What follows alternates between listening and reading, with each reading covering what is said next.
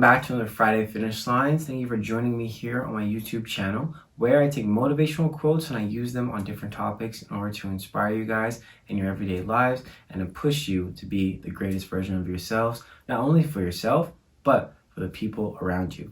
With that being said, what I'm addressing this week is Black History Month. Not even addressing, but celebrating. I know Black History isn't limited to a month, but I can bring light to this. I am glad that I can. And I'm going to be giving you guys 2 quotes from amazing Black leaders and Black idolists that have done amazing things for not only the world, but also for African American and Black people. And with that being said, I have 2 amazing quotes for you guys today, and I can't wait to share them with you. Let's get started. All right, guys, to start you off with the first quote, I have a quote from Harriet Tubman, and she says, "Every great dream begins with a dreamer. Always remember, you have within you the strength, the patience, and the passion to reach for the stars and change the world." I use this quote from Harriet Tubman because, obviously, she freed many Black slaves and used the Underground Railroad to lead them to the North and to find freedom. Not only did she save maybe a generation of people, she changed the world through her strength, her patience, and her passion. When it comes to strength, it is only found when you can identify your weaknesses and use those in the opposite and realize that your weaknesses can become your strengths. And it took patience. She had to wait probably a long time before she could figure out a way to lead them to where she needed them to go and to safely guide them to the place that would be away from the people that would want to catch them. And it took a lot of passion, and it takes a lot of drive.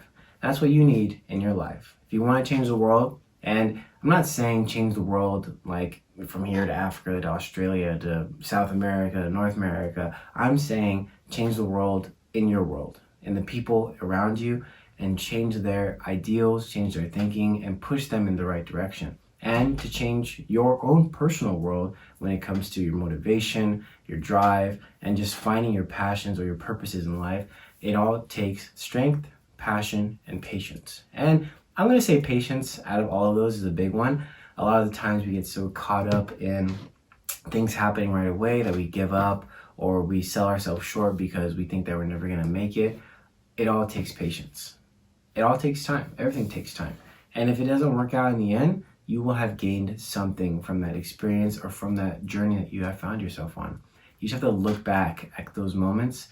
You have to look back at those moments and realize it was all a learning curve for you. And it is a great, maybe, introduction to what you are supposed to do. Or maybe it is something that you're supposed to do, but at a smaller scale. And you're supposed to find yourself in something even better. All right, guys. And the last quote I have for you guys today comes from Nelson Mandela. And he says, "Education is the most powerful weapon when you can use it to change the world." Education. I'm always talking about learning and growing and becoming a better version of ourselves. We fail to realize that even though we think that we're supposed to be a certain place at a young age, I'm speaking to my 21s to 30-year-olds, honestly, we think that we have to be somewhere in our lives because someone else is, or we think we have to get somewhere in our life because someone else is, or because our family says we have to. When in reality, you really don't. You'll get to where you need to be at some point in your life. First-time homebuyers in the country that we live in, America, is almost 34 years old. People who actually have successful businesses as entrepreneurs, they don't really service until they are 34, 35 years old. We think that our life, it should have a timeline because as children, that's what we idolized in our futures. I'm going to have a house at 25, I have a secure job, a dog, a family, and here we are, 24, 25 years old, and we're not there. We're struggling. We're trying to find our way. We're still having fun with our friends, and that's okay. We have to realize that it is going to take education, it's going to take time, and it's going to take a moment in our lives where we have to keep pushing because it's going to get hard. It's only going to get harder. The world is becoming even much scarier sometimes, and it's hard to focus on the positive things, but focusing on the positive doesn't mean you have to forget the negative. Realize the negative in your life and use that to push you to become better. A lot of times when we lose someone in our life, it is grief that takes over us, and you go through the 5 stages, whether it be anger, depression, even like Ah, damn it. Oh yeah. And you go through the 5 stages, which include like anger and depression. But along that journey, you get to that fifth stage, which is motivation. You get to that fifth stage where you push yourself because you're like, life is too short. Because I lost this person, I'm gonna make my life count because they didn't get to. I'm gonna do stuff because they didn't get to. And that is where we get to in our lives. And we all get there. We all experience it at some point in our lives. And continuously learning and continuously educating ourselves in the field or just about the world in general is an amazing thing. Pick up a new language, learn an instrument, go out and experience the world. It's never too late because the people that came before us, they fought for that. They fought for the chance for people like you and I to become who we are today.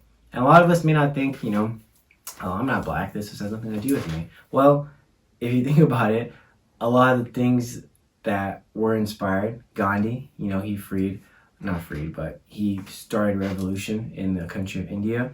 I want to say it's Cesar Chavez. I had to really think about that, but I think it's Cesar Chavez. He was a revolutionary in his Hispanic culture. There are many people who have come before you in your life, and there are many people that you can look up to. It doesn't matter if they're black, white, Mexican, Asian. There are many, many people that you can look up to that fought for something in order for you to be where you are, because they believed that their great, great, great, great grandchildren needed that. They didn't want them to live in a world that they lived in. They wanted to leave the world a better place than they came into. And that's what we need to strive for every day. All right, guys, thank you so much for joining me here on this week's video. Next week, I'm going to finish off with the love, and I'm going to let you guys know. I'm wishing you guys the best, and I hope your Valentine's Day is an amazing one. Stay safe, stay healthy, and a little bit of update on my life. School is going great. I love Cal State Fullerton, and it just feels good to be at a point in my life where I love going to school. I love learning, and I'm actually learning about something that I truly care about. And I just crazy because this is how I believe it should have felt the first time I went to college, but now it feels like this, and it just feels amazing. And the first day of school, I'm not a very big crier. I feel like I cry when I will cry when things happen. But what I'm trying to say is I felt like crying in that moment. So I'm like, man, I worked so hard to get here, and it feels good to finally be here and to finally feel like this is where I belong. So I hope you find that, and I'm wishing you the best always. I'm gonna drink your water too, right? See you next week.